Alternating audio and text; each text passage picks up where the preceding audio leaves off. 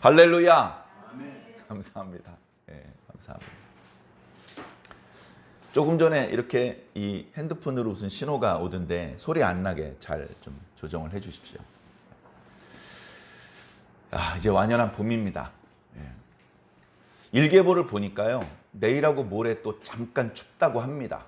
봄에 꽃 시샘 추위가 몇 차례 오는데, 저도 관심이 많다 보니까요, 일기예보를 보면 일기도를 보여주는데, 이렇게 중국 쪽에 고기압이 있고 일본 쪽에 저기압이 있으면 이렇게 북쪽 지방에 찬바람이 내려오는 길이 열린대요. 찬바람이 막 몰아치면 기온이 뚝 떨어진다고 합니다. 근데 그 반대로 고기압이 일본 쪽에 있고 저기압이 중국 쪽에 있으면 따뜻한 바람이 올라오는 길이 열린답니다. 그래서 그때는 겨울철에도 영상으로 올라가고 따뜻하다고 합니다. 아무쪼록 저와 여러분에게는 하나님께로 가는 길이 활짝 열리길 바랍니다. 이 길이 열려야 갈 수 있는 거예요. 길이 열려야.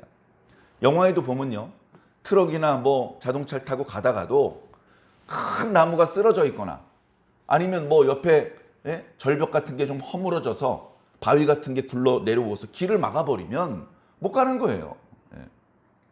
저쪽으로 가면 하나님 보좌가 있는 걸 알아도 그쪽으로 가는 길이 막혀 있으면 못 가거나 돌아가느라고 넘어가느라고 시간을 많이 소모하고 힘을 많이 빼야 될 수도 있는 것입니다.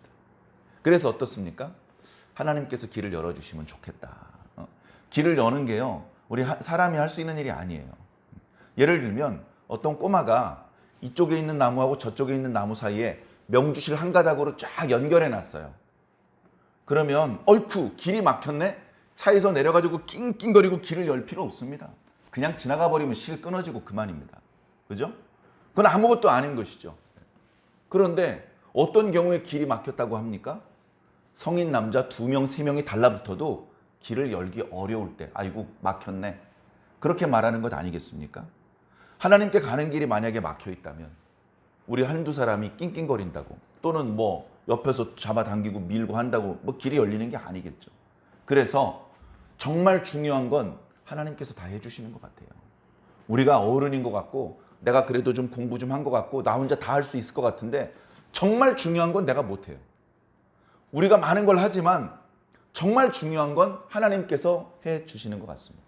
아이고 큰일 났어, 감으로써 건조주의보래, 건조주의보. 아이고 큰일 났네, 농사 시작해야 되는데.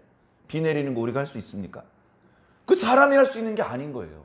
우리가 정말 골병 들도록 열심히 일을 한다고 하는데 정말 더 크고 중요한 일은 위에서 해 주셔야 되는 겁니다.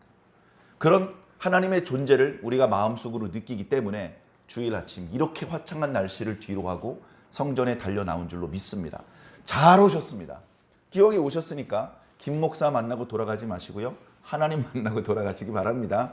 김 목사가 말하는 개똥철학 들어봐야 아무 소용 없습니다. 우리를 살려내지 못해요. 하나님의 음성을 들어야 우리가 살아날 수 있습니다.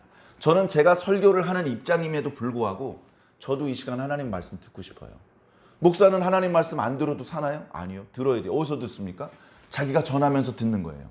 제가 어렸을 때, 제가 중고등학교 때였던 것 같은데요, 그 얘기를 그때 당시 이제 그 담임 목사님이 그런 말씀을 하시는 걸 들었어요.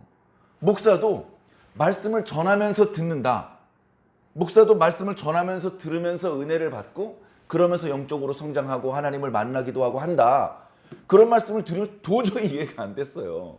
무슨 말씀이야? 목사님은 다른 목사님 말씀하시는 걸 듣거나 아니면 혼자 개인 기도를 하거나 그렇게 하나님을 만나고 그렇게 하나님의 말씀을 듣고 뭐 그런 거겠지. 어렸을 때는 그렇게밖에 생각을 안 했는데 말씀을 전하면서 듣는다는 것은 목사가 돼보니까 알겠더라고요. 말씀을 전하면서 듣는 겁니다. 물론 다른 목사님 말씀도 들어야 됩니다. 뭐 우리는 주변에 교회도 많고요, 핸드폰만 켜면 유명한 교회 목사님들 설교 얼마든지 들을 수 있습니다. 근데 요즘은 시대가 좋아져서 그런데 뭐 예를 들면 10년, 20년 전만 해도 해외로 나간 선교사님들이 말씀을 듣지를 못하는 거예요. 물론 해외에서 스스로 성경을 읽고 스스로 기도하고 말씀을 듣지 못하는 게 아니고 거기 있는 사람들한테 말씀을 선포하는 훈련을 오랫동안 받았음에도 불구하고 현지에서 또 다른 사람을 통해서 기도를 받거나 말씀을 듣거나 하지 못한 채 그저 말씀을 가르치는 역할만 5년, 10년, 15년 하다 보면요. 갈급해져요. 예, 갈증이 생겨요. 힘이 들어지는 것이죠. 그래서 뭐 건강에 문제가 없고 재정적으로도 뭐 문제가 없는데도 불구하고 일부러 한국에 와서 2달, 3살 있다가 돌아갑니다. 그래서 말씀도 듣고 조금 쉬기도 하고 조금 기도도 하고 뭐 그렇게 재충전을 받고 다시 현장으로 가서 열심히 주의 일을 하는 것이죠. 그래서 요즘에는 인터넷만 터지면요. 스마트폰으로 전 세계 목사님 말씀을 들을 수 있습니다. 그런데 20년, 30년 전만 해도 그게 안 됐잖아요. 그래서 제가 아는 어떤 목사님이, 제가 뭐 개인적으로 아는 목사님은 아니고요. 큰 교회 유명한 목사님이기 때문에 여러분들도 이름을 말씀드리면 다 아실 만한 그 목사님들이 교회 당회원들을 설득을 해서 방송국을 만듭니다. 조그마한 방송국을 만드는데 이 방송국은 자기 교회 성도들에게 뭐 설교 말씀을, 영상을 이렇게 송출해 주기 위한 방송국이 아니고요. 선교사들에게 말씀을 들을 수 있는 기회를 주는 거예요. 선교사들에게. 그러면서 그 방송국 시스템을 만들고 그 방송을 유선이 아니라 인공위성으로 쏴서 전 세계에 있는 선교사들에게 조그만한 이렇게 위성 수신 안테나를 선물해 줍니다. 그럼 그걸 TV에 연결하기만 하면 그 교회에서 벌어지는 모든 찬양, 모든 무슨 기도회, 예배, 말씀, 설교 다 들을 수가 있는 것이죠. 그래서 현장에서 열심히 사역을 하고 말씀을 가르치기도 하고, 저도 선교사님을 몇 번 만나봤는데요.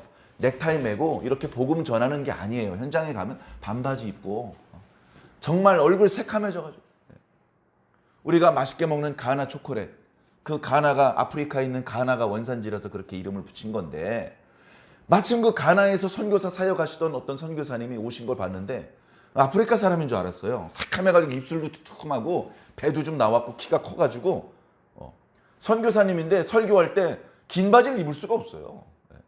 긴 바지를 입을 수가 없고 땀을 얼마나 많이 흘리는지. 우리나라 사람들이 단교 선교를 하려고 가나에 오면 아스피린하고 뭐 타이레놀 막 한 주먹씩 싸가지고 와서 먹는데요. 아무 이유 없이 저녁에 잘 때 아파서 잠이 안 온대요. 두통 때문에. 낮에 더위에 시달려가지고 저녁이 됐을 때 그 통증이 머리로 온다는 거예요. 그걸 그 선교지에서 20년 가까이 사역하신 선교사님이 아직도 그 아스피린을 먹는데요. 그 두통이 뭐 한 5년, 10년 있으면 적응이 돼서 가라앉는 게 아니래요. 그걸 참고 계속 복음을 전한다고 말씀하시더라고요. 그렇게 열심히 진짜 목숨을 걸고 어떤 욕심을 버리고 오직 주님의 뜻을 위해서, 오직 주님을 기쁘시게 하기 위해서 그렇게 하는데, 그런 분들이 현장에서 그렇게 좋은 뜻으로 복음을 선포하다가 지쳐버리면 안 되니까 그 교회에서는 선교사님 교단을 초월해서 그 위성 수신 안테나를 선물합니다. 설명서를 잘 이렇게 해가지고 선물을 하면 그걸 이제 TV는 있잖아요. 좀 이렇게 좀 최신식 TV 말고 옛날 흑백 TV라도 있으면 거기다가 이렇게 연결만 하면, 전기만 들어오면 이제 한국에서 예배를 드리는 그 말씀을 거기서 들을 수 있는 것이죠. 낮에 일하고 저녁에 한가로울 때 쉬면서 말씀을 들으면서 재충전을 받고 거기서 받은 은혜 또 말씀 전하고, 그렇게 더 열정적으로 일을 할 수 있게 되었답니다. 자, 그 선교사님들도 그렇게 오랫동안 훈련 받은 분들도 말씀을 들어야 사는 거예요. 그러니 저와 여러분들은 어떻겠습니까? 우리가 그 선교사님들 수준보다 낮잖아요. 그죠? 그 선교사님들도요, 베드로와 바울에 비하면 자기는 아무것도 아니에요. 당연하죠. 베드로와 바울도요, 이사야 선지자, 예레미야 선지자에 비하면 자기는 아무것도 아니래요. 이사야 선지자, 예레미야 선지자, 엘리야 선지자, 모세 선지자에 비하면 자기는 아무것도 아니래요. 그 모세가 뭐라 그랬습니까? 모세는 난 에녹이나 노아 어르신에 비하면 난 아무것도 아니야. 그럼 노아는 뭐라 그랬습니까? 우리 아담 할아버지에 비하면 난 모르는 게 너무 많아. 나는 할 수 있는 게 너무 없어. 아담이야말로 하나님을 보았기 때문에 하나님이 얼마나 크신 분인지 알겠죠. 우린 그렇게 크신 분을 하나님으로 섬기고 있고 심지어 아버지라고 부르고 있는 겁니다. 근데 말로만 그렇게 부르고 말씀은 안 들으면 어떡합니까? 집에 가서 사춘기 아이들이 부모님이 잔소리하면 안 들린다 일부러 안 들으려고 장난치죠. 그렇게 이런 괘씸한 녀석 군밤을 쥐어받고 그러는데, 하나님께서 말씀하실 때 그렇게 안 들으면 안 되겠죠. 그래서 우리가 할 수 있는 최선을 다해서 우리의 어떤 그 열정 그리고 우리의 모든 그 에너지를 다 집중을 해서 하나님을 만나고 하나님을 만나는 이유는요. 하나님 말씀 듣기 위한 거예요. 하나님 얼굴 보고 하나님 말씀 듣고. 자, 그래서 오늘 이렇게 말씀 들으러 왔는데요. 자, 오늘 보면 우리가 이제 계속해서 사무엘상 말씀 묵상이 이어지고 있지 않습니까?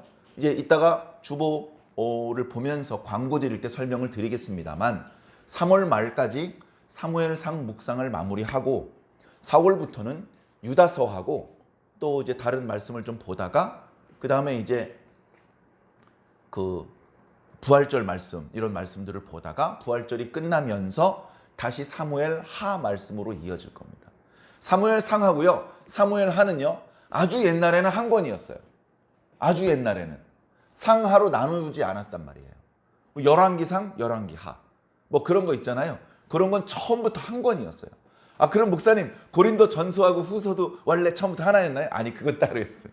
그건 따르고 구약 성경에 역대상, 역대하, 열왕기상, 열왕기하, 뭐 사무엘상, 사무엘하 이런 거는요 원래 하나였어요. 근데 어때요? 분량이 많잖아요. 분량이 너무 많으니까 어떡합니까?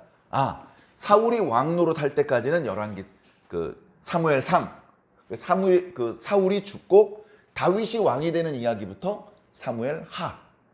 그럼 사무엘하가 끝나고 열왕기상을 넘어갈 때 이제 다윗이 죽고 솔로몬이 왕이 되면서 열왕기상. 그렇게 이야기가 바뀌는 겁니다. 그럼 열왕기하로 넘어갈 때 이제 솔로몬이 죽겠죠. 그리고 또 솔로몬의 아들들과 그때부터는 자세한 기록이 없이 빨리 역사가 진행이 돼서 심지어 북왕국 이스라엘과 남왕국 유다가 멸망하는 이야기까지 열왕기하에 다 기록이 되고 있습니다. 자, 그렇게 이제 우리가 말씀을 알고 또 이제 앞으로 어떻게 묵상할지 말씀을 드렸는데요. 자, 이제 막바지입니다. 막바지. 이스라엘의 처음 왕, 나라가 분열되기 전에 처음 새 왕이 아주 유명합니다. 우리가 너무나 잘 알죠. 지금 현재 왕인 사울, 그리고 그 뒤에 왕이 될 다윗, 사울, 그 다음에 다윗, 그 다음에 다윗의 아들 솔로몬. 예. 원래 사울은 이제 베냐민 지파입니다. 처음부터 베냐민 지파 몇 사람 왕 시켜보다가 어차피 유다 지파로 넘어가려고 했어. 그런 건 아닌 것 같아요. 원래부터 하나님께서 그런 계획을 가지고 계신 건 아닌 것 같아요. 사울을 왕으로 세우시면서 하나님께서 너무 기뻐하셨고 사무엘 선지자도 기뻐했을 정도로 사울이 괜찮은 사람이었습니다. 용모도 뛰어나고 아름답고 그걸 건장하고 용맹하고 거기다가 신앙도 좋았고 인성도 좋았어요. 괜찮은 사람이었습니다. 아, 이 정도면 됐네. 내가 괜히 이스라엘 장로들이 왕을 세워주십시오, 왕을 세워주십시오 할 때 괜히 불쾌하게 굴었네. 물론 이스라엘의 진정한 왕은 오직 여호와 하나님 한 분뿐이시지 사람 중에 누가 왕이 될 수 있어? 그러나 이 정도 용모와 이 정도 인성이라면 하나님의 명을 거스리지 않으면서 사람 왕으로서의 역할을 잘 수행할 수 있겠네. 다 그렇게 생각을 했습니다. 그런데 왕이 된 지 불과 얼마 되지 않아서 본색이 드러나는 거예요. 그 사람 인성의 한계가 드러나기 시작을 했던 것입니다. 사무엘이 기름을 부어서 왕이 된 지 40년 동안 왕 노릇을 했어요. 40년 동안. 지금 막바지에 이르렀습니다. 막바지. 40년 동안 왕 노릇을 하고 41년째 왕이 되지 못한 이유는 전쟁에서 죽었기 때문인데요. 오늘 말씀부터 사울이 죽게 되는 그 남전쟁의 이야기가 시작되는 거예요. 그 사울 인생 전체로 말하면요, 이제 몇 달 안 남았어요. 조금 심하게 말하면 며칠 안 남았어요. 자, 사울이 죽잖아요. 사울이 죽으니까 피신에 있던 다윗이 다시 이스라엘 땅으로 들어옵니다. 이스라엘 땅 다른 지파로 갈 수는 없고요. 유다 지파로 갑니다. 유다 지파에는 그래도 다윗을 받아줄 가족들이 많이 있었습니다. 유다 지파에는 다윗 편이 많이 있었어요. 일단 다윗 자체가 유다 지파고요. 다윗 자체가 유다 지파예요. 그 다윗의 아내가 누굽니까? 지난주 주일날 말씀드렸던 아비가일, 유다 여자입니다. 그리고 그때 같이 아내를 얻었던 아히노암이라는 여자도 유다 여자입니다. 그리고 유다 이쪽 마을 저쪽 마을을 다니면서 다윗이 유다 사람들을 괴롭히고 막 이렇게 약탈하면서 사는 게 아닌 것 같아요. 유다 사람들한테 인심을 얻으면서 이리저리 피해 다녔던 것 같아요. 그러다 보니 유다 사람들은 다윗에 대해서 좋은 감정을 가지고 있습니다. 블레셋이 배고프면 이스라엘로 진격해 올라오는데 제일 처음 두드려 패는 게 유다거든요. 제일 처음 두드려 패는 게 유다라고요. 사사기 말씀을 보면 맨 마지막에 소개되는 사사가 삼손입니다. 삼손은 이제 단지파인데요. 단지파 삼손이 블레셋 사람들을 막 때려 죽여요. 그 블레셋 사람들이 열받을 거 아니에요. 삼손을 잡으러 갑니다. 어디로? 유다 사람의 땅으로 가는 거예요. 왜냐하면 삼손이 그리로 도망갔다 그러거든. 그래가지고 좁은 바위 틈으로 들어갔어요. 그 잡으러 들어가면 때려 죽이는 겁니다. 거기 이제 숨어 있어요. 그러니까 블레셋 사람들이 자신들의 힘으로는 못 잡아내니까 유다 사람들을 괴롭힙니다. 유다 사람들 뒤통수를 팍 치면서 야, 네가 들어가서 삼손 데리고 나와. 아, 블레셋 사람이 들어가면 삼손이 때려 죽이니까 동족은 안 때려 죽이겠지. 그래가지고 유다 사람을 보냅니다. 그럼 유다 사람들이 벌벌벌벌 떨면서 들어가서 뭐라 그러냐면 이보시오 삼손, 이 땅이 여호수아 때는 우리에게 분배해 주신 땅이지만 실질적인 이 땅의 주인은 블레셋 사람들이라는 걸 어찌 모르시오. 당신이 블레셋 사람들을 괴롭히면 블레셋 사람들이 우리한테 화풀이 한단 말이오.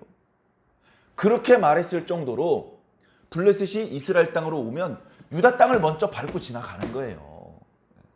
그런 유다를 다윗이 도망다니면서도 지켜줬단 말이에요. 그런 유다를 다윗이 더 이상 사울 왕 밑에서 천부장 역할을 하는 것도 아니었음에도 불구하고 도망다니고 있었음에도 불구하고 다윗이 도망다니는 기간 동안에는 블레셋 사람들이 유다 땅으로 찌르고 들어오지를 못해요. 참 이게 대단한 일입니다. 그래 나중에 블레셋 사람들이 어떤 생각을 했냐 하면 우리가 나중에 이스라엘을 공격하게 될 때는 야 유다 땅으로 들어가지 말고 해안으로 쭉 올라가서 저 에브라임 땅으로 들어가자. 그런 생각을 했을 정도예요. 그래서 오늘 말씀에도 보면 블레셋 사람들이 이스라엘과 전투를 하기 위해서 군사들을 모집을 합니다. 그리고서 어디로 올라갔냐면 해안으로 따라 올라가다가 이스라엘로 들어가는 거예요. 이스라엘. 거기가 이제 이스라엘 그 가나안 땅 남쪽이 아니고요. 거의 중앙 지역, 중부 지역까지 올라가서 옛날 단지파와 에브라임 지파 그 사이로 들어오는 거거든요. 그러니까 그쪽으로 들어오니까 사울도 할 수 없이 군대를 모으기 위해서 길보아 산으로 간 거예요. 상황이 어떠냐면 이 블레셋은 해양 민족이에요. 바닷가에 살고 있어요. 지대가 낮죠. 그래서 해안가를 따라가는 것은요. 막 산을 올라갔다 내려갔다 막 이렇게 그 돌짝밭에 막 말발굽 깨지고 그럴 필요가 없어. 편안하게 해안으로 빠른 속도로 이동할 수 있어요. 근데 거기서부터는 산악 지역으로 올라가야 돼요. 그러면 이스라엘 군대는 그 산 위에서 내려다보면서 적들을 방어하면 되는 거예요. 그래서 하나님께서 도와주기도 하셨고 여러 가지 지형지물이 사실은 이스라엘 입장에 유리한 그런 상황이었습니다. 그래 그쪽으로 공격해 올라오는데 이스라엘 군대가 그들을 딱 내려다보면서 어떤 생각을 했냐. 음에 많이 왔네. 겁나 많이 와버렸네. 음에 우리 다 죽겠네. 이번 전쟁은 못 이기겠네. 두려운 마음이 딱 들은 거예요. 자, 이 말씀의 어떤 상황 속에서 우리는 언제나 단순히 성경 시험을 치기 위해서 구약 성경의 어떤 지식을 배우기 위해서 온 게 아닙니다. 뭐 그 사람들이 수넴의 짐을 쳤는지 이스라엘 백성이 길보아 그거 몰라도 돼요. 지금 전투가 2차 전투인지 3차 전투고 뭐, 그 무슨 모른다고 천국 못 가겠습니까? 뭐 이제 교회에서 성경 시험을 치고 또는 신학대학교를 가기 위해서 성경 시험을 칠 사람들에게는 좀 그런 구체적인 것도 알면 좋겠죠. 그러나 성도님들 그런 모르셔도 됩니다. 그러나 말씀의 상황 속에서 오늘 우리들이 어떤 교훈을 얻어야 될지는 분명히 생각해야 되는 것이죠. 자, 상황이 그렇습니다. 지금 사울이 죽기 직전입니다. 이번 길보아 산에서 블레셋과의 전투에서요. 사울이 죽고요. 사울의 눈에 넣어도 아프지 않을 세 아들이 동시에 죽습니다. 도저히 사울과 그의 가문이 계속해서 대를 이어서 이스라엘을 다스리기 어려운 형태가 됩니다. 나중에 이제 사울의 손자 한 명이 도망가가지고 임시 정부를 엽니다. 그 이야기가 이제 사무엘 하 말씀에 나와요. 근데 불과 7년밖에 걸리질 않아요. 거기서 또 신하들이 배반해가지고 또 죽습니다. 참 비참하게 끝나요. 하나님을 잘 섬겼더라면 복을 받았을 텐데 하나님의 말씀을 가볍게 생각하고 하나님의 말씀을 귀 기울여 들었다가 그대로 순종하지 못했던 사울은 어떻게 보면 본인도 비참한 말로를 맞이하게 되고 자기 가문도 풍비박산나는 그런 재앙을 겪게 됩니다. 반면 다윗은 어떻습니까? 반면 다윗은 아주 어렸을 때부터 하나님과 동행하던 사람입니다. 하나님을 찬양하던 사람입니다. 하나님께 기도하던 사람입니다. 하나님께 응답받고 하나님의 도와주심으로 비록 양치기였지만 양들을 효과적으로 잘 지켜냈던 사람입니다. 그런 경험을 바탕으로 골리앗 앞에서도 두려워하지 않았던 사람이고 거기서도 기도했고 거기서도 응답받았고 거기서도 골리앗을 때려 눕힐 수 있었습니다. 하나님께서 얼마나 이뻐하셨을까? 얼마나. 야, 이스라엘의 남자가 이렇게 없느냐? 한 명도 없냐? 한 명도? 한 명도 없었습니다. 근데 아직 전장에 내보내기에 적당하지 않을 정도로 어린 나이였던 다윗이 골리앗을 쓰러뜨린 거예요. 그 다윗을 하나님께서 얼마나 사랑하셨습니까? 골리앗을 쓰러뜨렸다고 다윗이 기고만장해지고 교만해지지 않았습니다. 다윗은 계속 겸손했습니다. 다윗은 계속 하나님 앞에 무릎을 꿇었고 다윗은 계속해서 있을 때마다 하나님 앞에 기도해서 여쭈어 보았고 하나님께서 주신 응답대로 순종하며 살았습니다. 그랬더니 사울은 점점 하강하고 다윗은 점점 상승하는 결과가 벌어졌고 그 모습을 모든 사람이 다 알죠. 사울이 모를 리가 없죠. 그러니까 사울이 질투해서 다윗을 죽이려고 했던 것입니다. 이제 사울이 죽고 다윗이 왕이 됩니다.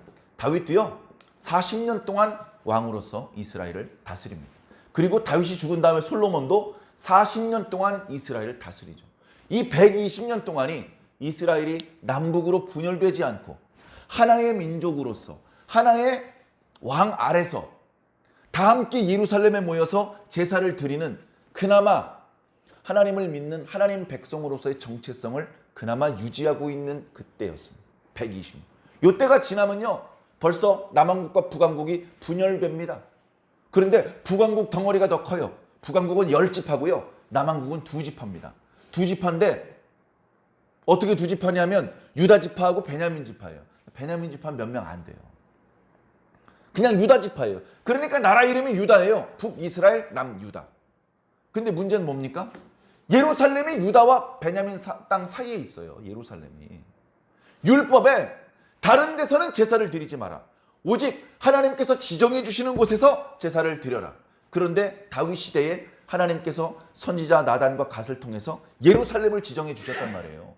그러면 거기서 제사를 드려야 되는데 북이스라엘 사람들이 백성들이 제사를 드리러 예루살렘에 갔다가 전부 다 자기를 배반하고 다윗의 편 솔로몬의 편이 될까 봐 국경을 막습니다. 못 지나가게 합니다. 가로막아버리고 그리고서는 자기들 멋대로 제사를 드리기 위해서 금송아지를 만들고 점점 그러니까 북이스라엘이 하나님의 뜻으로부터 멀어지기 시작했던 것이죠. 그런 슬픔의 역사가 이제 뒤에 이어집니다. 자, 오늘 말씀을 이렇게 또 살펴보면 오늘 말씀 앞부분에 다윗이 나타납니다. 다윗의 나이가 지금 이제 거의 30살 되었어요. 30살. 다윗이 20살 때부터 자신을 죽이려는 사울을 피해서 이리저리 도피 생활을 했습니다. 처음엔 호를 단신이었지만 하나님께서 200명을 보내주시고 300명을 보내주시고 나중에 600명이 되었습니다. 제가 말씀을 자세히 보니까 600명은 다 다윗과 함께 싸움에 나갈 수 있는 용사들이었습니다. 그리고 600명 이외에 그 600명들이 데리고 다니는 가족들이 더 있었습니다. 그러니까 뭐 적게 잡아도 한 2000명은 다윗과 함께 움직였던 것 같습니다. 그 사람들이 다윗을 믿고 다윗을 뒤쫓아다닌 세월이 거의 10년입니다. 그런데 그 10년 중에서 마지막 1년 4개월은 블레셋 땅에 도피를 했어요. 블레셋 땅에. 다윗이 그때 고민을 많이 했을 것입니다. 이 말씀이 이제 우리가 어저께 묵상했던 말씀인데 그저께 다윗이 고민을 너무 많이 한 거예요. 왜냐하면 몇 차례 사울을 죽일 기회가 있었음에도 불구하고 죽이지 않고 살려보내고 그래서 사울이 자신을 죽일 수 있는 명분이 점점 사라져 가고는 있지만 하나님 앞에 맹세했으면서 또 자신을 죽이려고 자신을 수색하는 사울의 모습을 보면서 야, 이거 큰일 났다. 이대로 이스라엘 땅 안에서 도피 생활을 하다가는 언젠간 사울에게 잡히겠다. 잡히면 죽는다. 나만 죽는 게 아니고 나를 따라다니던 이 용사들, 그 가족들 다 죽는다. 이거 어떡하지? 이제 우리가 도망다니는 길을 사울도 알아버렸어. 지난번에 하마터면 잡힐 뻔했어. 도망갈 길목에 매복해놓고서 하마터면 포위망에 걸려들 뻔했지 뭐야. 그때는 겨우 위기를 넘겼지만 계속 이런 식으로는 안 되겠어. 왜냐하면 이 도피 생활이 10년이면 끝난다 이런 보장이 그때는 없었거든요. 언제까지 도망만 다녀야 될지 도저히 알 수 없는 상황이 되었기 때문에 다윗은 고민이 매우 많았습니다. 그랬던 다윗에게 가드 왕 아기스가 죽고 다른 사람이 가드의 왕 아기스가 되었다는 이야기를 들었습니다.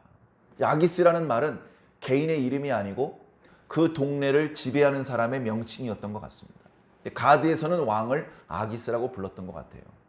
그 옛날에 혼자 도망 다닐 때도 가드 쪽으로 한번 도망간 적이 있거든요. 근데 그때는 아기스가 자기를 죽이려고 그랬습니다.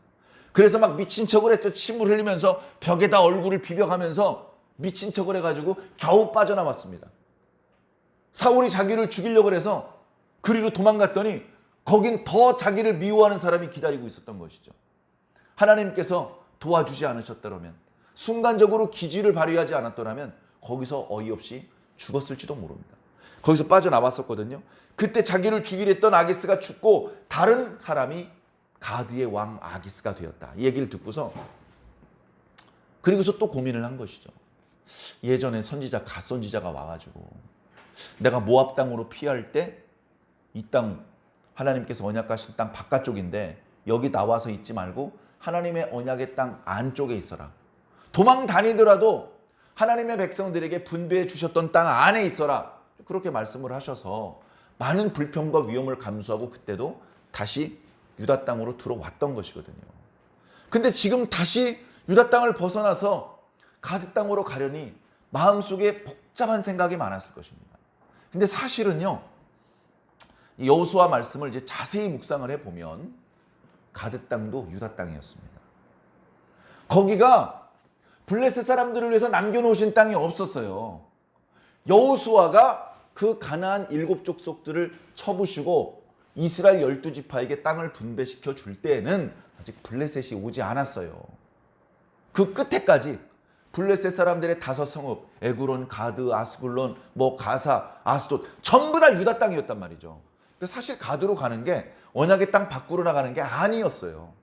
이제 그것을 알았는지 사람을 보냈겠죠.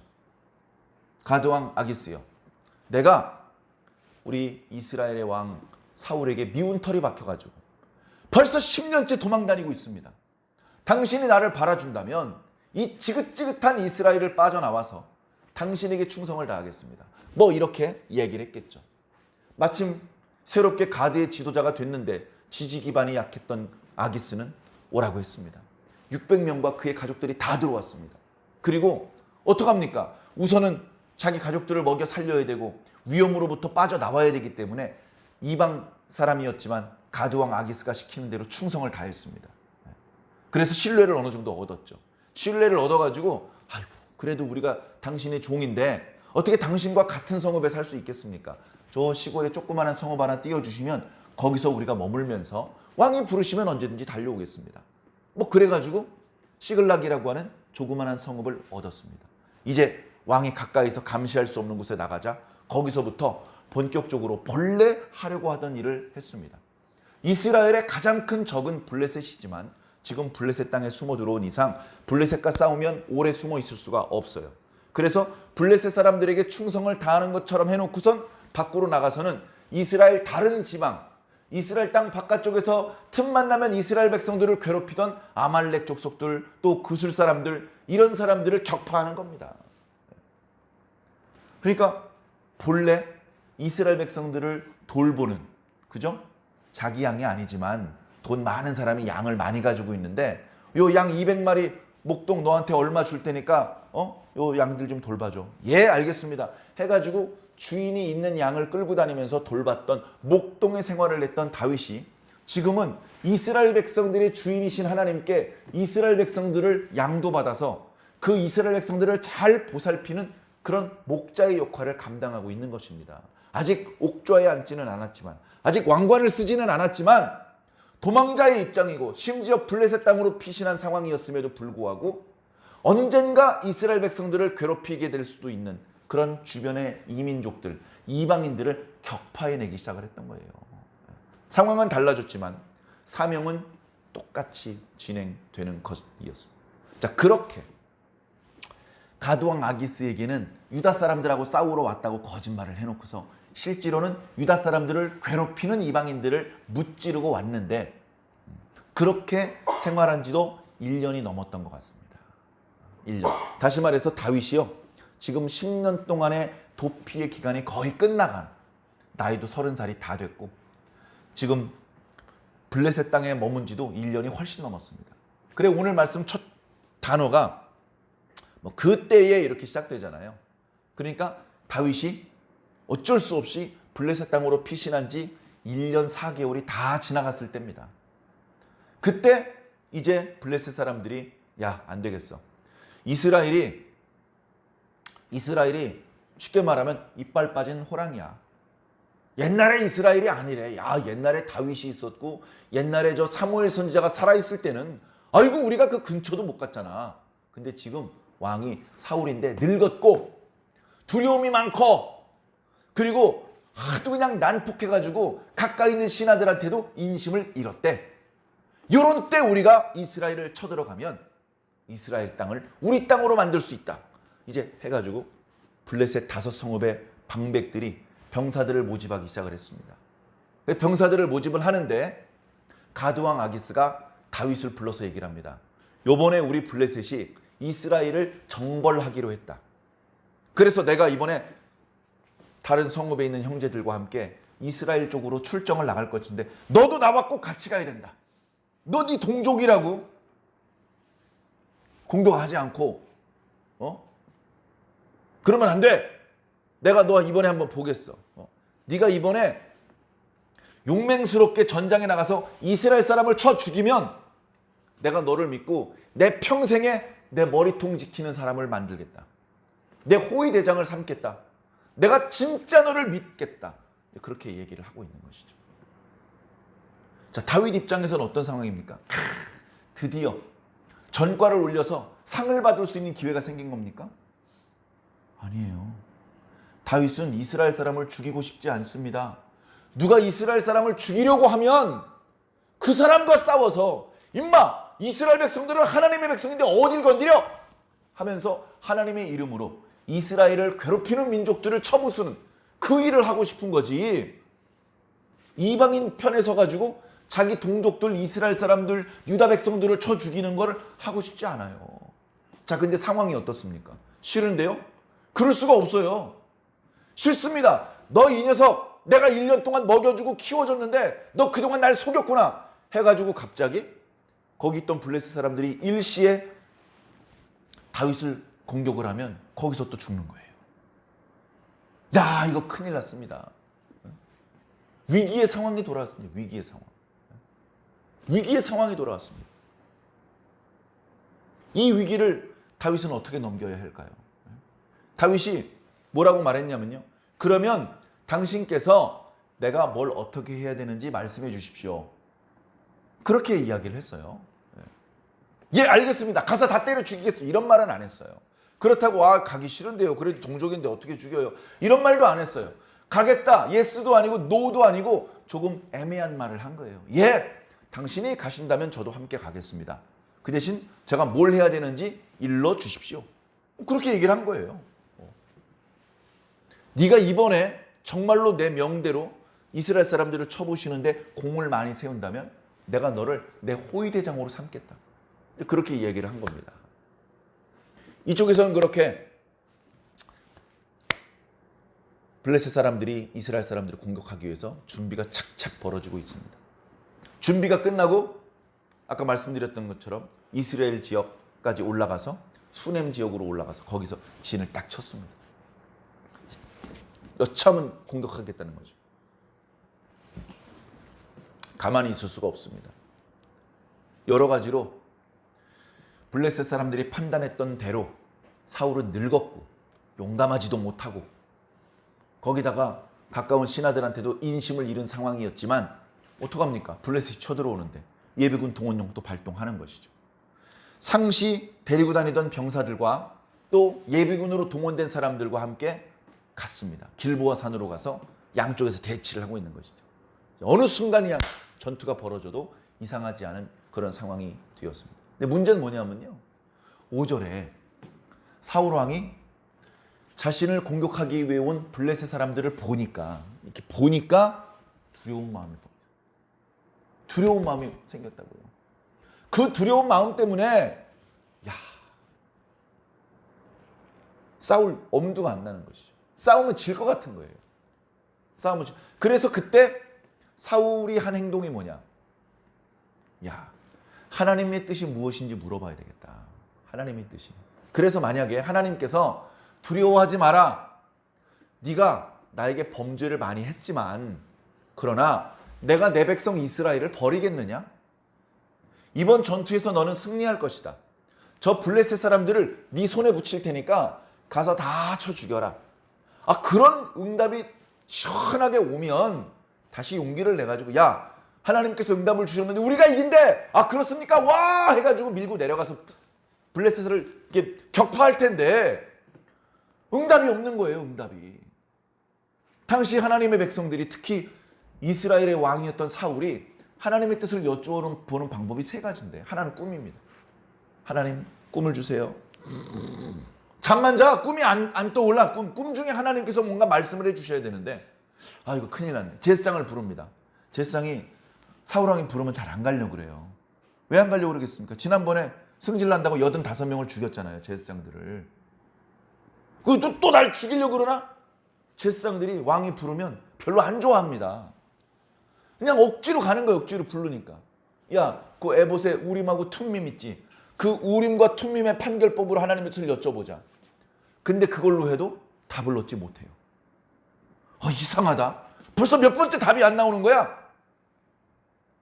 아이고 안 되겠습니다. 다음에 다시 저를 불러주십시오. 가버립니다. 큰일 났네. 그럼 선지자한테 물어봐야 되잖아. 선지자가 누구죠? 사무엘. 죽었네. 사무엘 죽었어요. 그 사무엘과 함께 훈련받던 선지자들이 있었습니다. 그들이 계속해서 라마에 남아가지고 훈련을 받느냐? 아니, 다 흩어졌어요. 다윗을 죽여야 되는데 다윗을 죽이지 못하도록 방해하는 일을 도와줬잖아요.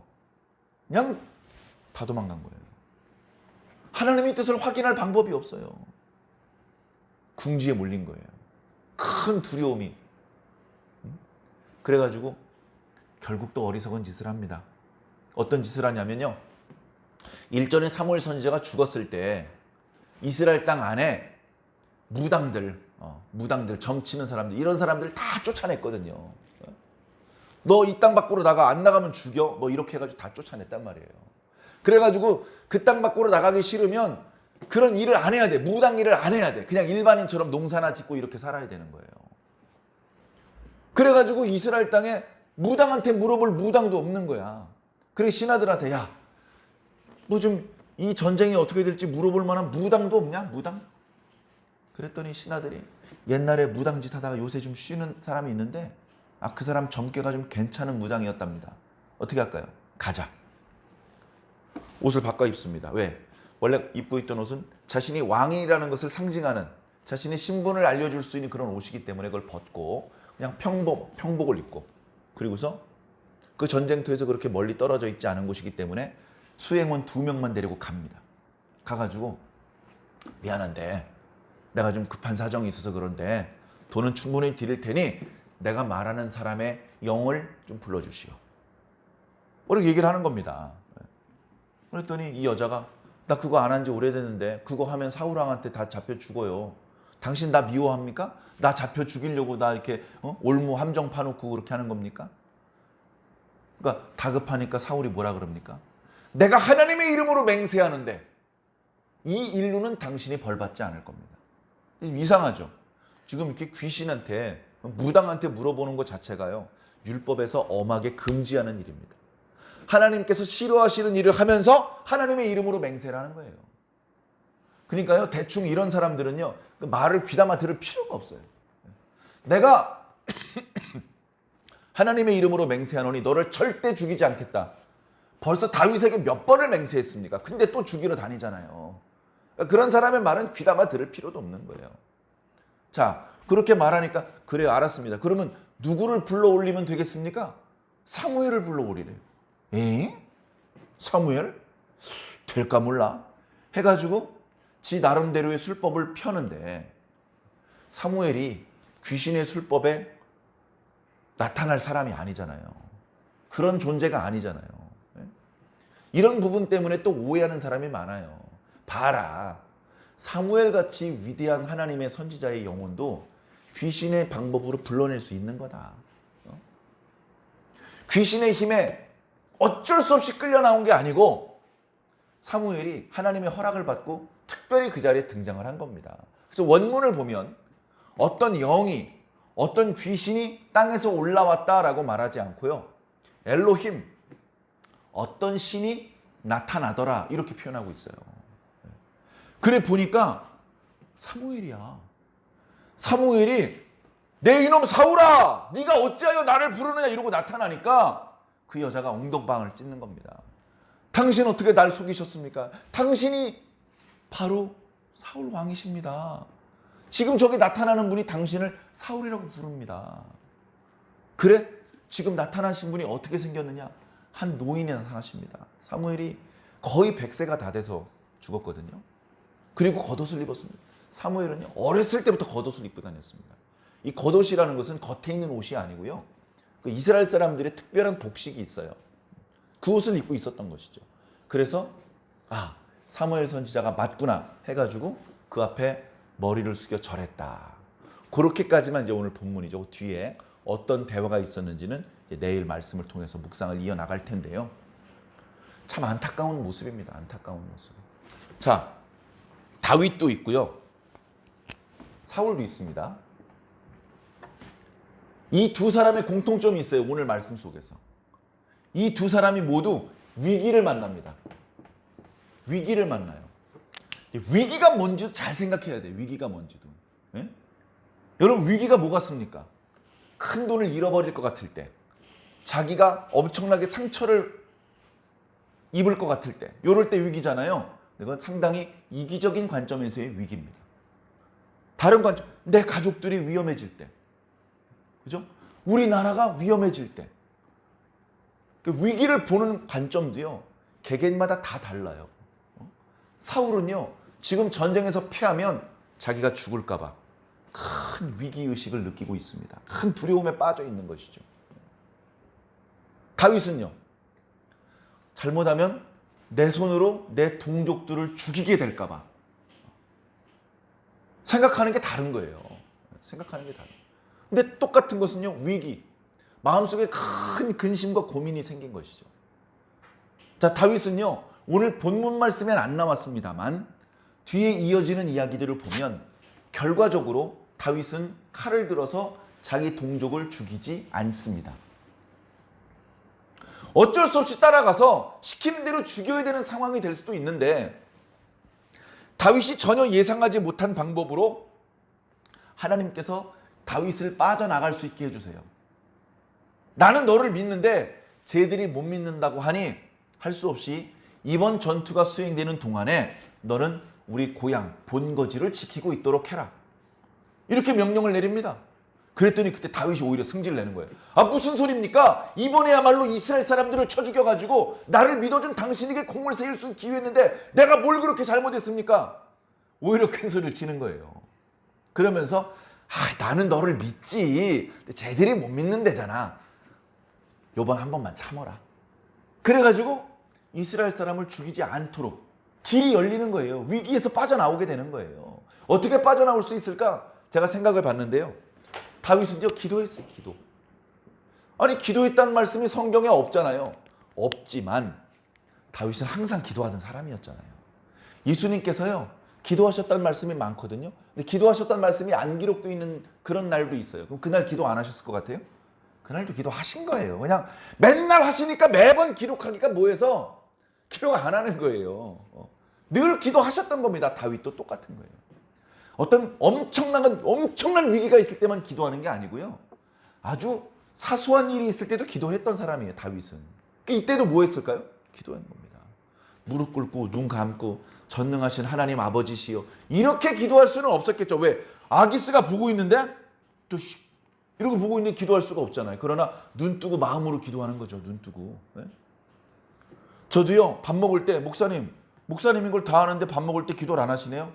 아, 선생님 불편하실까 봐 눈 뜨고 기도했어요. 눈 뜨고도 기도할 수 있습니다. 근데 눈 뜨면 사실 눈에 보이는 것들이 있기 때문에 기도에 집중을 못하니까 눈 감고 기도하는 걸 권해드리는 것이죠. 급하면 눈 뜨고 기도해야 되고요. 급하면 무릎 꿇을 시간이 어디 있으면 서서 기도하는 거고 뛰면서 기도하는 겁니다. 예. 다윗은 위기를 만났을 때 기도했어요. 근데요, 사울은 어떻게 했습니까? 사울은 두려워했어요. 사울은 두려워했어요. 사울이 왜 두려워했는지 이제 조금 뒤에 말씀드리고 마치겠습니다. 사울 두려워했고요. 두려움을 해결을 못한 결과 어떻게 했냐면요, 범죄했어요. 범죄한 결과 죽었어요. 그죠? 위기 자체가 안 올 수는 없습니다. 위기는요, 다윗에게도 찾아오고요, 바울에게도 찾아오고요, 모세에게도 찾아와요. 예수님에게도 찾아와요. 근데 우리한테 안 올 것 같습니까? 위기가 옵니다. 위기가 올 때 어떻게 해야 되겠냐고요. 위기가 올 때 두려워하면 범죄하게 돼요. 범죄하면 멸망하는 겁니다. 우리가 어렵게 예수님을 믿고 이 구원의 자리까지 왔는데 여기서 다시 미끄러져 나가면 되겠습니까? 안 되잖아요. 그러니까 우리는 두려워하지 않아야 돼. 1차. 위기를 만났는데 어떻게 안 두려워합니까? 방법이 있어요. 방법이 있어요. 방법은 뭐냐면요, 5절에 나와 있는데요. 5절에 사울이 블레셋 사람들의 군대를 보니까 두려운 거예요. 보니까. 얼마 전에 골리앗 때문에 이스라엘 사람들 벌벌벌 떨었던 거 기억하시죠? 뭘 봤어요? 골리앗을 봤어요. 골리앗 보면 두려운 겁니다. 근데 골리앗 뒤에 서 계신 하나님을 보면요, 골리앗 뒤에 서 계신 하나님을 보니까 골리앗이 도토리만해 보이는 거예요. 그러니까 다윗은 안 두려워한 겁니다. 네? 위기를 보면 두려워할 수밖에 없어요. 저도 두려워요. 위기 뒤에 서 계신 예수님을 보세요. 하나도 안 무서워. 하나도 안 무서워. 선지자 엘리사를 잡아 죽이려고 아람에서 군대를 파견했습니다. 그래서 엘리사 선지자가 있는 성읍을 겹겹이 에웠었어요. 그 모습을 누가 봤어요? 그 옆에 사환이 봤어요. 사환이 두려워가지고요, 턱이 달달달달 떨립니다. 야, 너 그러다 이빨 다 상해. 왜 이렇게 떠는 거냐? 아이고, 저 바깥에 보세요. 아람 군대가 선지자님 잡으려고 지금 겹겹이 포위하고 있대. 우리 이제 죽었어요. 근데 이상한 건 엘리사 선지자는 안 떨어요. 아니, 우리 다 죽게 생겼는데 왜 안 떠십니까? 그러니까 엘리사 선지자가 답답하니까, 하나님, 이 아이의 눈을 열어서 제가 보는 걸 얘도 보게 해주세요. 그랬더니 산 위에 하나님께서 보내신 불말과 불병거가 있는데 아람 군대 숫자보다 더 많아요. 그게 보이니까 안 무서운 거예요.